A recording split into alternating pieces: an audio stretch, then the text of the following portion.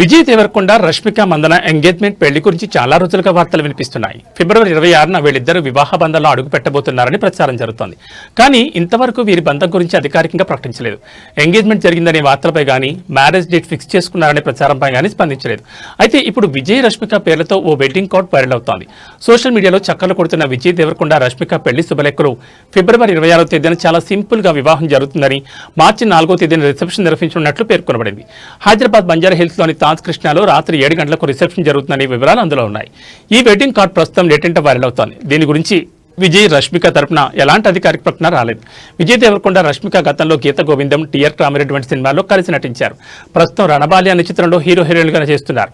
అయితే వీళ్ళిద్దరూ ప్రేమాయణం సాగిస్తున్నట్లు చాలా కాలంగా రూమర్స్ వస్తున్నాయి. లాస్ట్ ఇయర్ అక్టోబర్లో నిశ్చితార్థం చేసుకున్నట్లు కూడా వార్తలు వచ్చాయి. కానీ దీనిపై ఇద్దరూ అధికారికంగా స్పందించలేదు.